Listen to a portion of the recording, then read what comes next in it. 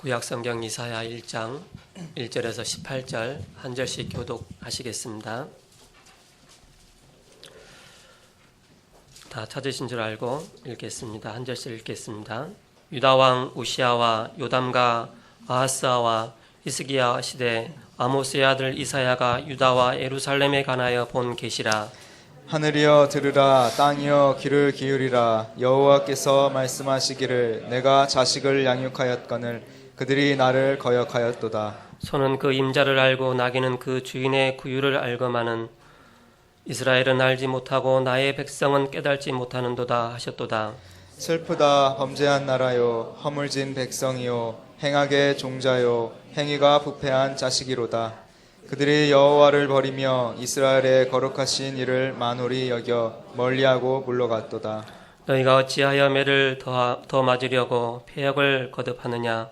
온 머리는 병들었고 온 마음은 피곤하였으며 발바닥에서 머리까지 성한 곳이 없이 상한 것과 터진 것과 새로 맞은 흔적뿐이거늘 그것을 짜며 싸매며 기름으로 부드럽게 함을 받지 못하였도다. 너희의 땅은 황폐하였고 너희의 성읍들은 불에 탔고 너희의 토지는 너희 목전에서 이방인에게 삼켜졌으며 이방인에게 파괴됨같이 황폐하였고 딸 시온은 포도원의 망대같이 참외밭의 원두막같이 에워싸인 성읍같이 겨우 남았도다. 만군의 여호와께서 우리를 위하여 생존자를 조금 남겨두지 아니하셨다면 우리가 소돔 같고 고모라 같았으리로다.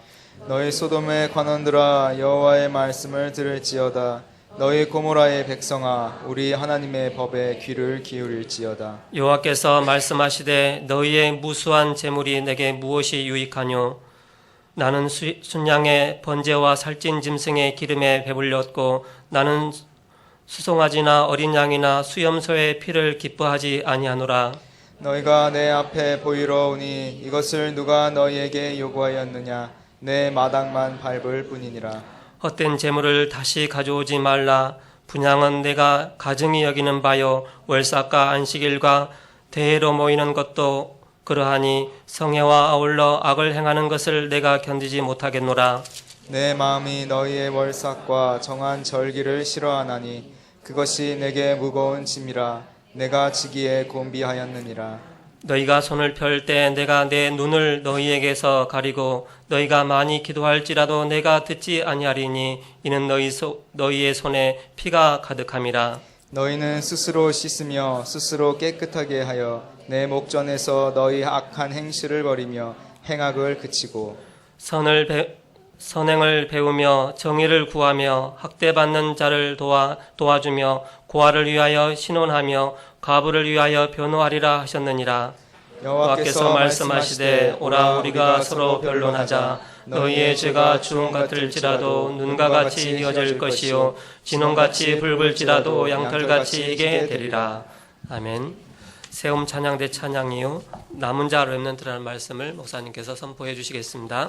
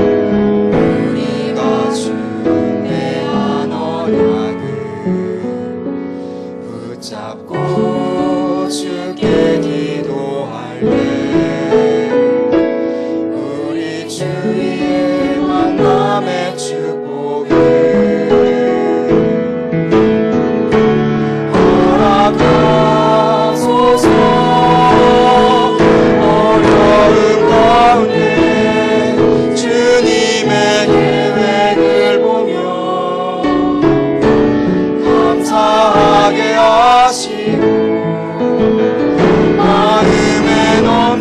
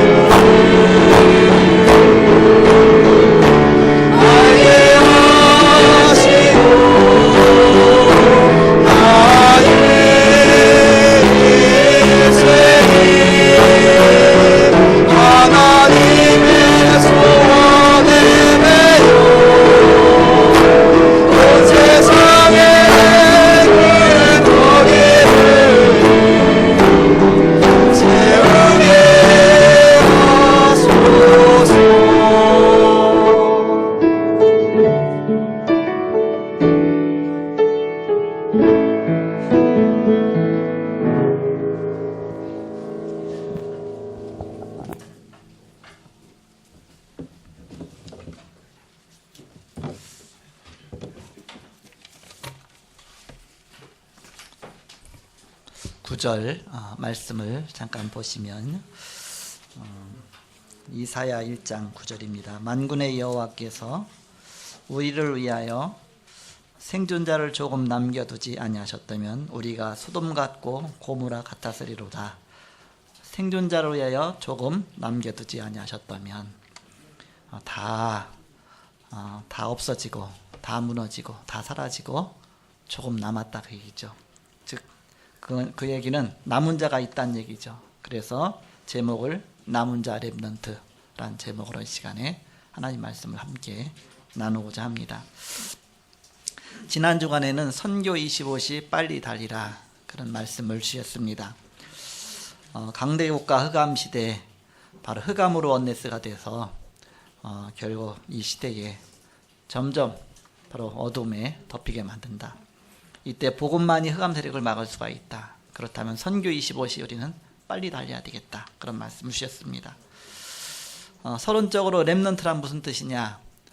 남은 자라 그런 뜻입니다. 남은 자. 영어로 REMNANT, 렘넌트, 남은 자 그런 뜻이죠. 이사야서를 쭉 보면 이 남은 자 사상, 남은 자란 그런 단어가 많이 나옵니다. 몇 번 나오느냐? 13번 나와요. 이렇게 검색을 해봤어요. 했더니 13번 나와요. 그리고 영어 성경에서도 그 렘넌트란 단어가 13번이 나옵니다.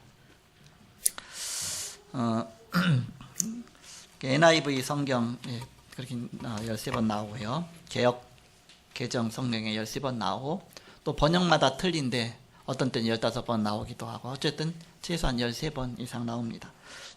그게 무슨 뜻이냐?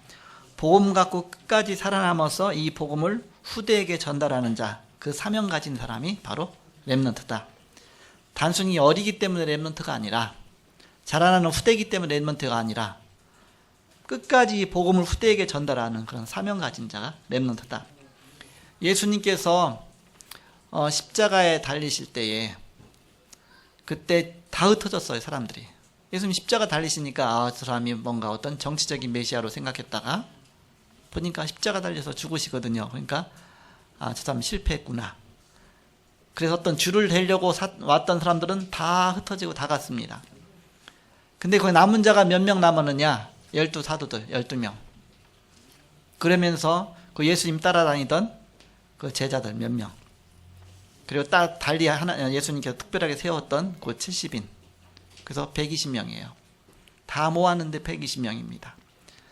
그 120명이 마가다락방에 모여서 언약 붙잡고 기도할 때 하나님께서는 그들을 통해서 초대교회 역사가 일어나게 하시고 그들을 통해서 마게도냐와 저 온 유럽과 로마를 살리시는 그런 역사가 일어났습니다. 그들이 렘넌트다. 끝까지 살아남아서 이 복음운동을 후대에게 전달하는 자다. 렘넌트다. 가급적이면 나이가 적을수록 좋겠죠. 왜? 후대에 전달해야 되니까. 여기에는 중요한 우리가 몇 가지가 있습니다. 중요한 것을 우리가 생각하고 이 말씀을 깊이 생각해야 되겠죠. 오늘 이사야서가 이제 시작이 되는데 이사야서는 이제 66장까지 있습니다. 1장서 66장까지 있어요. 어떤 사람이 말하기를 성경은 66권이다. 창세기부터 요한계시록까지. 이사야서는 66장까지 있다. 그래서 성경하고 좀 비슷하다. 그리고 구약 성경은 39권이 있다. 구약 성경이. 그리고 신약 성경은 27권이 있다. 그래서 이사야서의 1장부터 39장까지는 약간 구약적인 내용이 많이 나오고 그 다음에 40장부터 나머지 66장까지는 좀 약간 복음적인 그런 내용이 많이 나온다. 그렇게 표현합니다. 그래서 뭐라고 결론 맺느냐 하면 이사야서는 성경의 축소판이다. 그렇게 얘기하죠. 그러면서 여기 이사야서에 보면 중요한 내용이 많이 나오죠. 이사야 7장 14절에 보라 처녀가 잉타의 아들을 낳을 것이요 그 이름을 임마누엘 하리라. 메시아 오실 것이다. 예언되어 있고 또 이사야 53장 5절 6절에 보면 그가 찔림은 우리의 허물을 인하며 그가 상함은 우리의 죄악을 인함이라. 바로 예수님께서 우리에서 십자가에 죽으시고 고난당하시고 그러면서 이사야 60장 같은 데 보면 일어나라 빛을 발하라. 이는 네 빛을 얻고 여호와의 영이 너희 내 위에 임하였습니다. 그래서 이 땅에 빛이 말 것이다. 이사야 62장 같은 데 보면 이제는 길을 대로로 수축하라. 길을 닦아라. 만민이 돌아올 수 있도록. 그래서 중요한 그 시스템을 구축하라. 그런 쭉 내용도 일련의 과정들을 보면 내용들을 보면서 바로 성경 66권에 중요한 핵심이 들어있다. 이제 그렇게들 이제 많이 생각을 하고 있습니다. 그런데 성경의 축소판이라면 바로 그 이사야서 1장을 보면 어떤 내용이 나오냐? 이스라엘이 부패하고 망하게 되었다. 이제 성경을 왜 주셨습니까? 부패하고 망한 이 세상 속에 복음에 비춰주신 거 아닙니까? 그것이 바로 창세기 3장 문제다. 바로 인생의 근본 문제의 키가 창세기 3장인데 이것을 우리는 잘 보아야 된다. 자세히 보아야 된다. 창세기 3장은 사단이 아니라 알고 보면 내가 사단한테 속은 겁니다. 사단이 날 활용한 것이다. 사단한테 무조건 책임을 떠넘기는 게 아니라 내게 허점이 있었기 때문에, 내가 불신앙이 있었기 때문에 사단이 나를 활용한 것이고 내가 거기에 속아 넘어간 것이죠. 그래서 나한테 책임이 있다. 그 얘기입니다. 평소 때 이중심으로 살았기 때문에, 나 중심으로만 살았기 때문에 사단한테 당한 것이지. 창세기 3장 사건은 나의 집착 사건입니다. 나에 대한 집착. 결국은 네피림의 공격을 받게 되어 있는 것입니다. 그래서 몸부림을 친 것이 바벨탑입니다. 내가 뭔가 해보려고. 그게 안 되니까 이제는 해보려고 한 것이 바벨탑. 나의 노력이잖아요. 그러나 나의 노력은 어느 날 성공해놓고 결국 무너지게 돼 있죠. 하나님이 함께 하시자는 내 노력이니까. 그래서 사람들은 내가 해탈하고 내가 부처가 되어야 된다. 내가 열심히 뭘 해야 된다. 이렇게 하죠. 그러나 한 것만큼 어느 날 무너질 수가 있습니다. 하나님 함께 하시지 않으면. 바로 그것이 창세기 3장 문제다. 그래서 교회 안에서는 세 가지 문제가 왔다. 교회인데도 불구하고 세 가지 문제가 왔다. 어떤 문제냐? 바리새인이 문제가 아니라 늘 따라다니던 율법주의가 문제인 것입니다. 내가 율법주의에 늘 사로잡히다 보니까 결국 바리새인처럼 돼버린 것이죠. 전도가 방법이냐 하면서 무언가를 자꾸 이제 놓치고 있는 것입니다. 그러면서 이제 영지주의로 가죠. 이렇게. 육신은 더럽고 영은 선하다. 육은 무조건 배제해버리고 우리는 영적으로만 가야 된다. 그래서 영적으로만 갔다 그러면서 우리의 삶을 다 무시해버리는 겁니다. 그게 바로 구원파입니다. 지금 세월호 사건 무너진 것이 바로 이제 그런 쪽입니다. 결국. 그래서 우리는 서신서를 통해서 바울이 말한 이 재림주의, 이게 세 번째 이제 나타나는 문제들입니다. 예수님이 곧 올 것인데 우리가 먹긴 뭘 먹느냐? 바로 예수님 올 것인데 우리가 오직 전도만 해야지. 그러면서 마라나타 무슨 뜻입니까? 주여 어서 오시옵소서. 재림 아닙니까? 그러면서 긴박감을 막 조성하면서 막 몰고 가는 거예요. 이렇게. 그게 뭐냐? 지금 나타나는 신천지입니다. 그것이 한때 있었던 이장님, 바로 시한부 종말론입니다. 그런 것들이 이제 재림주의로 그 세 가지가 나타난다. 율법주의로 나타나고, 그래서 영지주의로 나타나고, 재림주의로 나타나고, 마지막 때 이것 때문에 막 흔들리는 겁니다. 지금도 교회에 이런 것이 나타나면 사람들이 금방 흔들려 버려요. 왜? 보니까 진짜 맞는 것처럼 보이거든요. 바로 그 단어들이 그들 속에 들어가면 100% 정확하게 이게 진짜구나 그렇게 보일 수밖에 없는 것입니다. 주님은 언제 와도 괜찮아야 됩니다. 언제 재림에서도 괜찮아요. 우리가 준비되어 있다면. 준비 안 된 사람한테는 그게 문제지만, 부정하는 여인이 남편 언제 들어와도 상관없어요. 근데 언제 들어갈까 하고, 그게 이제 남편 언제 들어갈까 거기 늘 관심 갖는, 뭐 밤에 오든 늦게 오든 일찍 오든 상관없죠. 이렇게. 우리는 그리스도가 언제 와도 상관없는 것이죠. 준비된 자는. 그래서 모두가 내 중심이기 때문에 문제가 온 것이다. 모세가 내 중심으로 하나님을 따른 겁니다. 모세에게 하나님께서 말씀하셨어요. 했더니 저는 못 갑니다. 그랬잖아요. 그게 불신앙이죠. 반대로 우리가 하면 된다. 나는 하면 된다. 그건 또 반대로 교만입니다. 둘 다 내 중심입니다. 둘 다 내가 못한다고 하는 것도 내 중심이고 내가 할 수 있다 하는 것도 내 중심입니다. 결국 내 중심은 어느 날 바벨탑이 되는 겁니다. 그걸 계속 쌓아다 보면. 그럼 어느 날 무너질 수밖에 없죠. 언젠가는 교회에 이런 네피림이 형성될 수가 있습니다. 그러면 안 되죠. 그래서 우리가 신학을 바로 해야 된다. 그래서 출애굽기 4장 24절에 사건이 벌어졌습니다.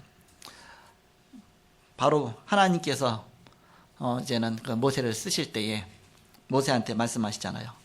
모세가 이제 숙소에서 자기 자는 그 방에서 하나님 모세를 이제는 내 백성 이스라엘을 출애굽하는데 내가 널 쓰겠다.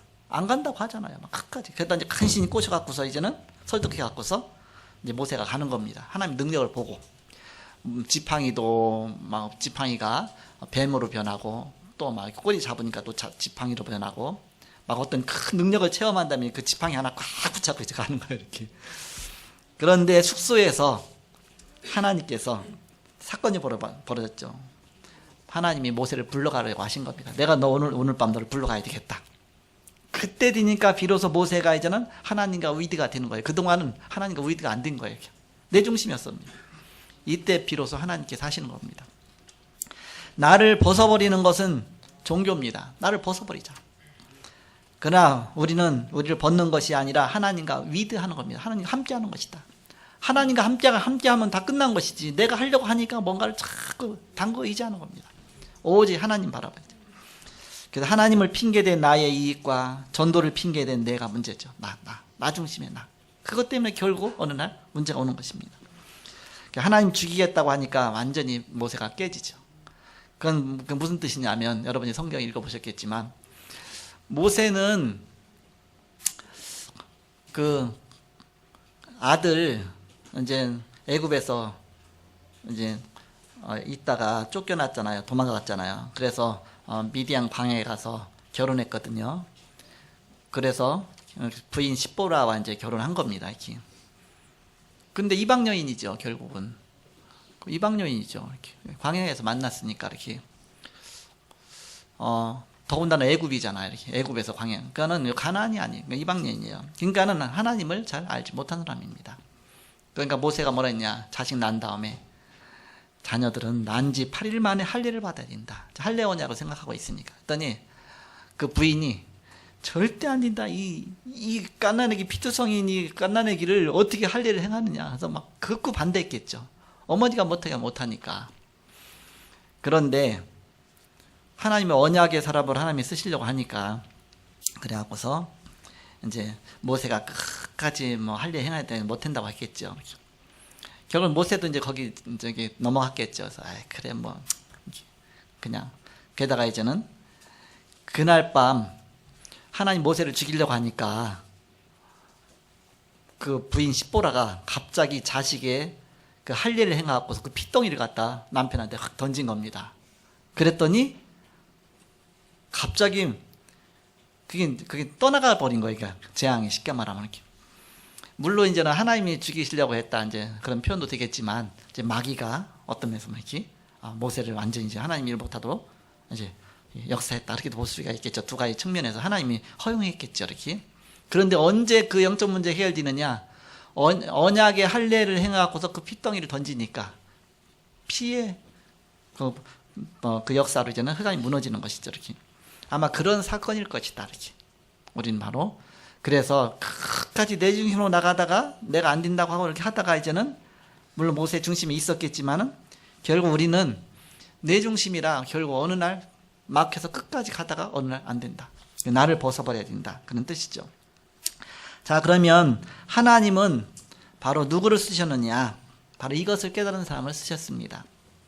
세 가지로 첫 번째 모세를 쓰셨는데 모세가 이것을 깨달았어요. 깨달았기 때문에 하나님이 진짜 이제 쓰실 수 있었던 겁니다. 모세가 기록한 내용 보면 창세기 3장 모세오경 모세가 기록했죠. 창세기 3장 1절에서 6절에 보니까 무엇이 기록되어 있냐? 원죄 문제와 해답을 기록했습니다. 창세기 3장 문제, 이 땅의 인생의 문제가 뭐냐? 그럼 이 문제 해결에 창세기 3장 15절 여자의 후손, 이 복음에 대해서 기록하고 있죠. 그것이 그대로 성취됐습니다. 사도행전 1장 1절 바로 예수가 그리스도시다. 창세기 6장 1절에서 14절 네피림 시대와 그 문제에 대한 해답을 기록했습니다. 14절에 방주를 지어라. 이것이 그대로 성취된 것이 사도행전 1장 3절입니다. 하나님 나라의 비밀. 창세기 11장 1절에서 8절 바벨탑의 문제와 창세기 12장 1절에서 3절에 아브라함에게 주신 언약의 해답입니다. 이것이 진짜 성취된 것이 신약에 와서 사도행전 1장 8절 세계복음화의 언약입니다. 그래서 구약은 바로 예언이고 신약은 성취다 그랬죠. 이 비밀 가진 모세 앞에 출애굽기 5장 1절에서 12장 46절까지 애굽의 모든 문화가 다 무너진 것입니다. 광야 40년간 구름 기둥으로 역사하시고 불 기둥으로 역사하시고 그러면서 성막을 만들고 세절기를 하나님이 주시고 언약궤를 만들고 이 비밀들이 다 이 그리스도의 비밀, 복음의 비밀입니다. 그래서 모세가 이 비밀을 깨닫고서 성경을 기록한 겁니다. 그 성경 통해서 우리는 중요한 답을 얻죠. 두 번째입니다. 나와 우리라는 그 안에 갇히게 되니까 엉뚱한 메시아를 기다리는 겁니다. 사람들이 나, 우리, 내 중심으로 생각하다 보니까 바로 엉뚱한 메시아를 기다리는 것이다. 그런데 이사야라든지 학계라든지 스가라든지 수르바벨라든지 이런 사람들이 하나님의 기정에 쓰임받았던 이 사람들은 나를 벗은 거예요. 내 중심이 아니었다. 하나님 중심이었다. 그래서 남은 자 렘넌트 운동을 할 수 있었던 것입니다. 그래서 어려운 흑암 시대에 그 포로 시대에 바로 그 시대를 살린 사람들입니다. 세 번째입니다. 이것을 잘 읽은 사람이 누구냐? 바로 바울이다. 그래서 바울은 해당 운동을 펴고 렘넌트 운동을 한 것입니다. 오늘 본문 내용을 보시면 1절에 보면 그런 말씀이 있잖아요. 유다 왕 우시야와 요담과 아하스와 히스기야 시대의 아모스의 아들 이사야가 유다와 예루살렘에 관하여 본 계시라 그랬습니다. 자, 유다 남쪽 유다 왕, 북쪽 이스라엘이 있고 남쪽 유다가 있습니다. 남북으로 갈렸습니다. 남쪽에 왕들이 쭉 있죠. 그 왕이 쭉 있는데 그 중에 4대를 거쳐서 우시야 왕, 요담 왕, 아하스 왕, 히스기야 왕 이 4대에 걸쳐서 활동했던 선지자라 그 뜻입니다. 이사야가. 그래서 아모스의 아들 이사야다 그렇습니다. 이 아모스는 성경의 그 선지서의 그 소선지서에 아모스 있는 그 아모스가 아니라 이제 동명이인입니다. 다른 아모스입니다. 그래서 아모스의 아들이에요. 근데 요 기간이 한 60년 걸립니다. 그러니까 60년 동안 활동한 선지자입니다. 그래서 이때가 대략 BC 7세기경입니다. 700년, 600년, 700년경 그때 활동한 이사야죠. 2절에서 8절에 보면 어떤 내용이 나오냐? 불신자 상태로 고통받는 백성을 보고 안타까워한 내용입니다. 바로 어느 정도 고통받느냐? 5절 보세요. 너무 하나님 떠나서 내 마음대로 내 중심으로 사니까. 5절 보세요. 너희가 어찌하여 매를 더 맞으려고 폐역을 거듭하느냐? 온머리는 병들었고 온 마음은 피곤하였으며 발바닥에서 머리까지 성한 곳이 없이 상한 것과 터진 것과 매로 맞은 흔적뿐이거늘 그것을 짜며 싸매며 기름으로 부드럽게 함을 받지 못하였도다. 터졌는데 기름으로, 그땐 기름 약으로 썼으니까, 근데 치료도 받지 못했다 그 얘기입니다. 그 정도로 철저하게 망하고 불신자 상태로 고통받는 내용들이 쭉 2절에서 8절까지 쭉 나오죠. 그러면서 9절에 보니까 다 무너지고 다 사라질 것이다. 근데 조금 남겨뒀다. 그게 렘넌트다 그 뜻입니다. 그래서 9절 보니까 만군의 여호와께서 우리를 위하여 생존자를 조금 남겨두지 아니하셨다면 우리가 소돔 같고 고모라 같았으리로다.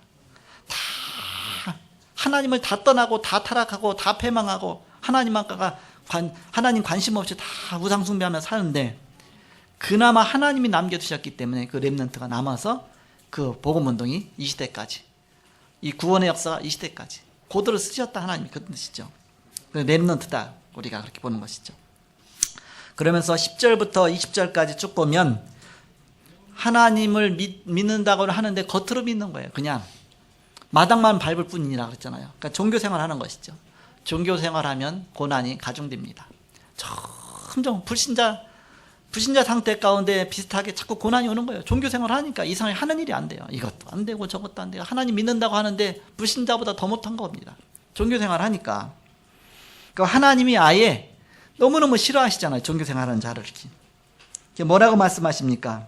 12절에 보니까 너희가 내 앞에 보이러 오니, 예배 들으러 오는 게 아니라 일단 보이러 오는 거야. 이렇게 추석 체크하라 이렇게 보이러 오니 이것을 누가 너희에게 요구하였느냐? 내 마당만 밟을 뿐이니라. 하나님 앞에 예배한다고 하면서 그냥 종교생활하는 겁니다.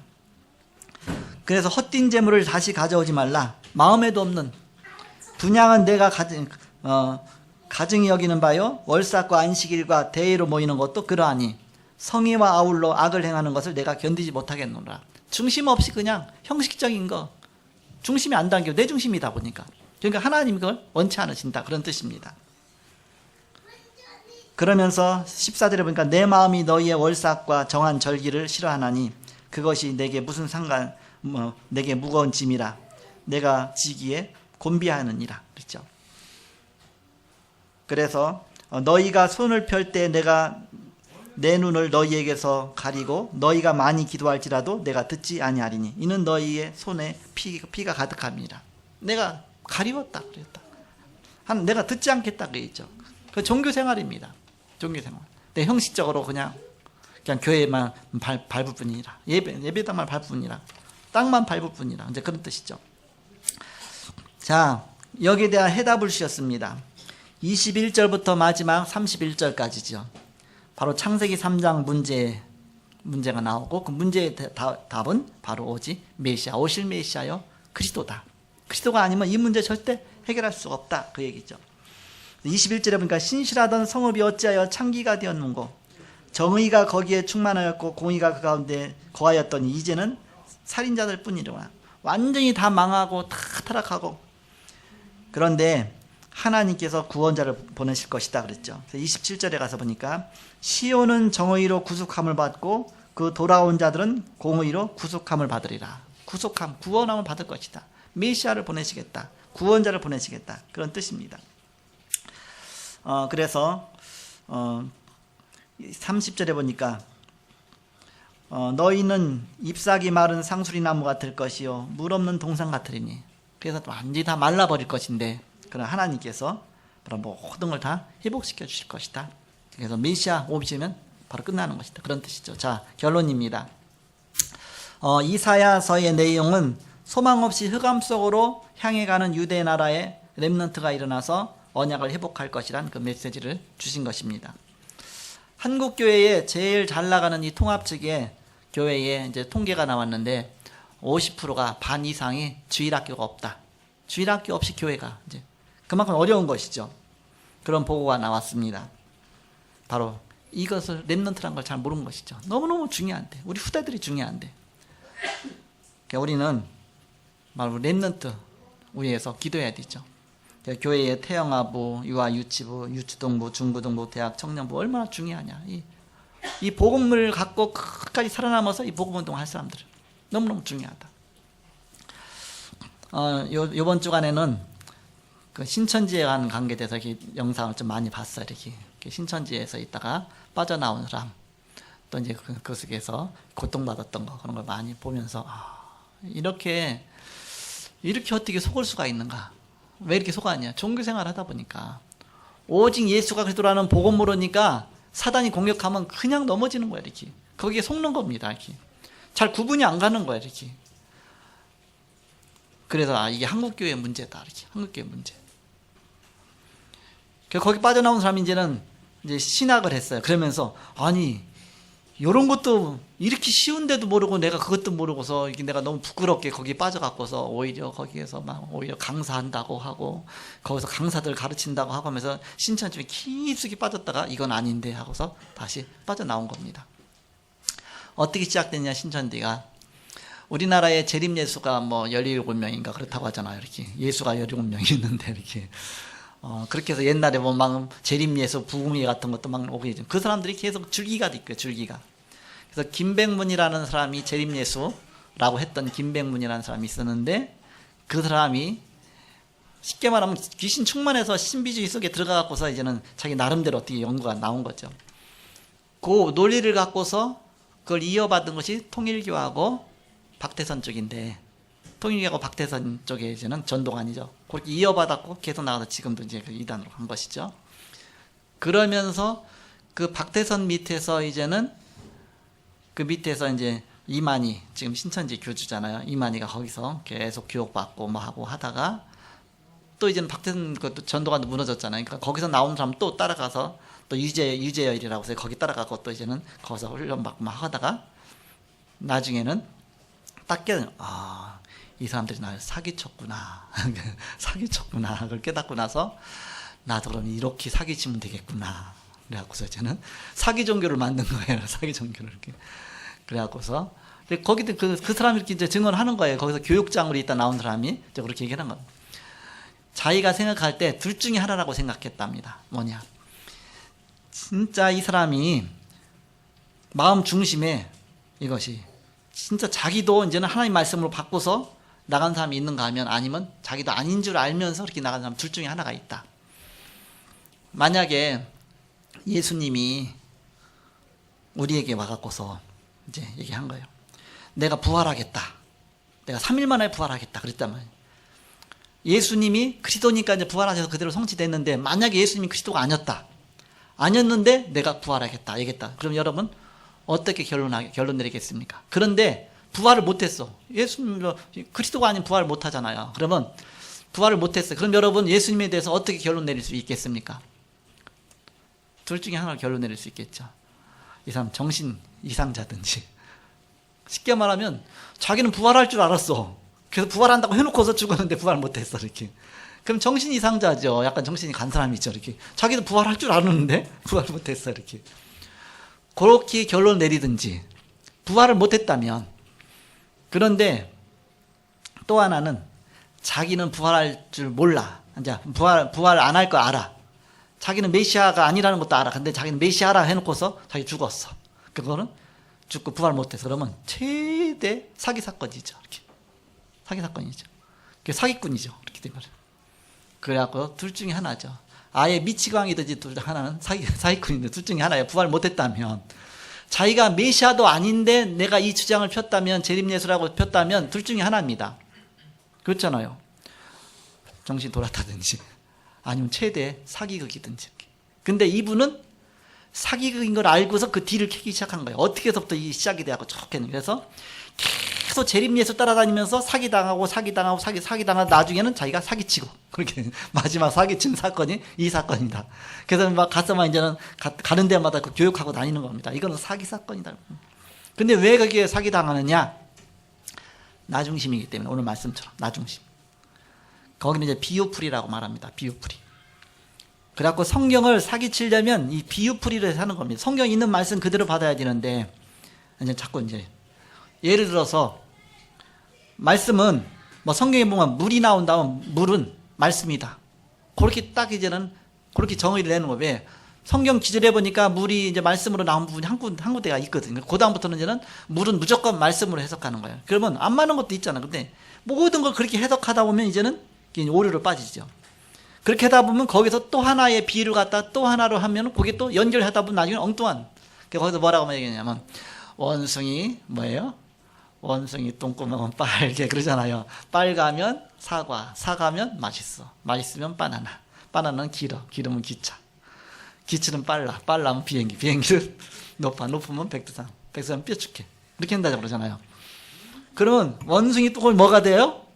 뾰족해요. 뭐가 뾰족합니까? 이렇게 거기까지 계속 널리 비약이 되다 보면, 빨갛다고 해서 사과는 아니잖아요. 근데 빨간 부분이 있어요. 사과와 똑같은 부분도 있습니다. 그러나 그 논리 갖고 모든 걸 적용시키다 보면 나중에는 엉뚱한 데로 간다. 그래서 신천지에서 가자마자 교육시키는 것이 비유풀이인데, 비유풀이에 이제 이 논리 갖고서 그쪽으로 이제 끌고 들어가는 것이다. 그래서 어떻게 말하느냐? 여러분 이제 성경 잘 아니까, 구약 성경은 신약에 이루어졌다. 거기까지 맞잖아요. 그죠? 구약 성경은 신약에 이루어졌다. 신약 성경은 예수님 재림시에 이루어진다. 맞는 것 같죠? 그죠? 재림시에 이루어진다. 그럼 예수님 재림시에, 그래서 예수님은 바로 그 신약에 성취된 사람이지 재림 쪽까지는 아니다. 나중에 더 깊이 들어가면 예수님은 실패한 자다. 이렇게 나옵니다. 실패한 자다. 구원을 완성하지 못하고서 십자가에 죽은 것이다. 예수님은 실패했다. 그렇게 막 끌고 들어가서 나중에는 박대선이 뭐라고 말했냐? 막 예수님 개새끼라고 막 했대요. 끝까지 살아남아 갖고서 구원 이루고 가야지. 그것도 이루지 못하고 죽었다고. 그 정도로 이제는 그래 갖고서 이제는 두 감람나무 선지자가 나와서 이걸 성취해야 된다. 그래서 논리를 싹 가갖고서 이제는 바로 두 감람나무 두 증인 계시록에 나오니까 그 계시록만 갖고 막 풀면서 그러면서 본인이 바로 재림 예수다. 본인은 입에서 재림예수라 말 안 하는데 그 밑에 사람이 이제 자꾸 그렇게 교육하는 겁니다. 그래서 사람들이 다 이제 그렇게 믿게 만드는 겁니다. 그래갖고서 이만희가 재림예수다. 막 그렇게. 본인은 그렇게 얘기를 안 했는데 그 밑에 사람들이 왜 자꾸 이제 비유해갖고 이렇게 얘기를 하니까는 본인들은 그렇게 말할 수밖에 없죠. 또. 본인 그 말하면 사기로 걸려가니까 이제는 말하지 않고 이제는 옆에서 하게끔 하는 것이죠. 이렇게. 그렇게 하면서 점점 이렇게 결국 이제는 그 문제까지 온 것이죠. 자꾸 이제는 모략이란 모략 우리말로만 전략이잖아요. 막 모략이란 이름으로 이제는 막 거짓말도 하고 자기가 신학도 안 했는데 신학했다고 하고 또 이제는 뭐 이게 막 거짓말 시켜갖고서 막 사람들을 막 깨우고 막 그렇게 하고서 막 끌고 나가죠. 이건 모략이니까 그렇게 하면서 그러니까 철저하게 막 하는 거짓.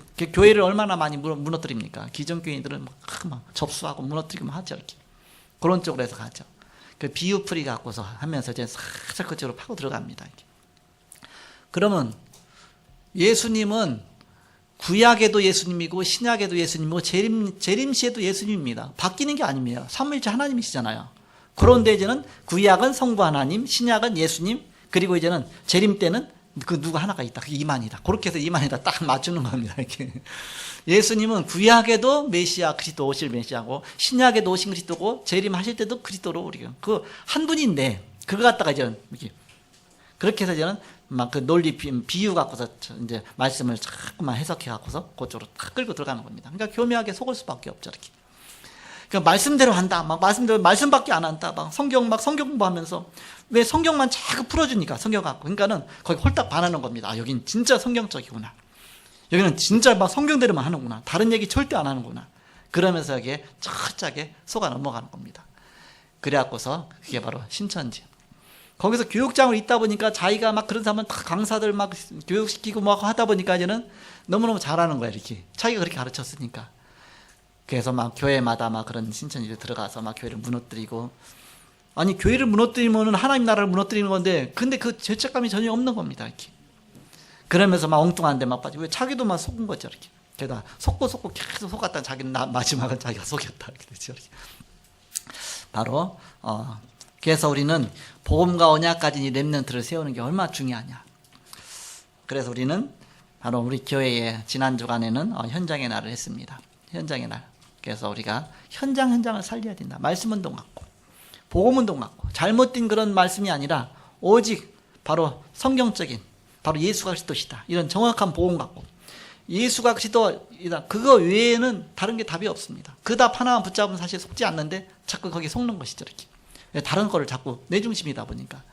그래갖고 내 중심으로 이제는 뭔가의 어떤 의의를 갖고 14만 4천 가운데 들어가야 된다. 그래갖고 르벤 지파의 12,000, 또 시몬 지파의 12,000, 레위 지파의 12,000 합해서 12지파 합하면 14만 4천이다 해서 14만 4천인만 구원받는다. 그리고 신천지가 지금 10만 명이 됐거든요. 14만 4천을 채워야 된다. 그럼 채우기 위해서는 이제는 막 교회 다니는 사람들 다 끌고 가는 겁니다. 그 교회 무너뜨려 갖고 막 끌고 가는 겁니다. 14만 4천 세워갖고 채우고 자기들이 이제는 천년왕국 속에 들어간다. 그건 자기들이 만드는 천국입니까? 그게 아니잖아요. 구원받은 영은 다 예비되어 있는 것인데 그렇게 속이는 것이죠. 우리는 내 중심이 되면 안 된다. 바로 복음 중심이어야 된다. 말씀 중심이어야 된다. 그래서 우리가 말씀 운동하면서 정확한 복음 속으로 뿌리 내려지는 게 얼마나 귀중하냐. 새신자들 복음으로 잘 뿌리 내리는 게 얼마나 중요하냐. 아예 당하게 돼 있어요. 왜 성경으로 자꾸 그 비유로 막 이 말씀을 해서 봐, 이 말씀 이렇지 맞지 나중에 뭔가 엉뚱한 데가 있는 겁니다. 이렇게. 그렇게 속이니까 성경대로 했는데 왜 이렇게 될까? 그렇게 됐죠. 이제는 신학 안 하고 또 예를 들어서 이만희는 신학도 안 했어요. 이제 그렇게 해서 그렇게 이제는 막 속이는 것이죠. 이렇게 신학도 안 했는데 어떻게 이런 진리의 말씀이 나왔겠냐?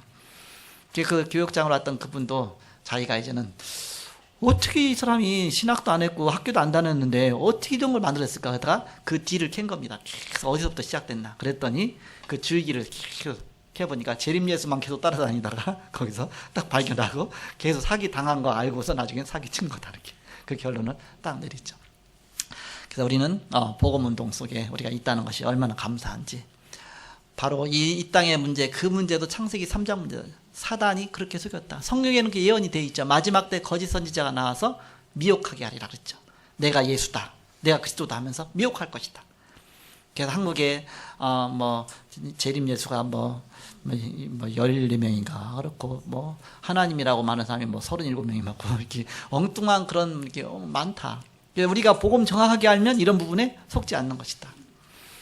그래서 우리는 이 시대에 바로 이사야서처럼 흑암에 막 덮인 시대에 우리는 복음 가진 렘넌트로 이 복음 운동 펴면서 현장 살리는 렘넌트로 여러분이 시대 살리고 바로 세계 살리고 절대 무너지지 않는 절대적인 제자로. 절대란 말은 끝까지 살아남은 자입니다. 절대란 말은 지속한다는 얘기입니다. 절대란 말은 하나님의 계획이 있단 말입니다. 그래서 여러분이 이 자리에 지금까지 지속적으로 바로 복음운동 속에 있다. 하나님의 축복이요.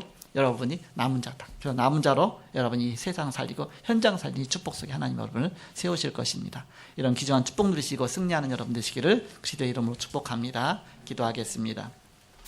하나님 감사합니다. 남은 자 렘넌트를 시대마다 세우셔서 이 복음운동 펴시며 이 복음운동을 끝까지 전달하시고 후대를 살리신 주님, 우리가 참으로 이제 말씀운동 속에 한 시대 살려야 되는 그런 하나님의 축복 속에 하나님이 사명 주셨고, 오늘도 그 말씀 속에 또 이사야서를 통해서 또 구원의 귀중한 축복을 누리게 하심을 감사합니다. 우리 가는 발걸음마다 하나님 나라가 임하게 하시고 하늘 보좌의 축복이 임하는 발걸음 되게 하여 주옵소서. 온 성도들이 가는 그곳에 흑암 권세가 무너지며 바로 하나님의 계획이 이루어지는 언약의 발걸음 되게 하여 주옵소서. 주 예수 그리스도의 이름으로 기도하옵나이다. 아멘.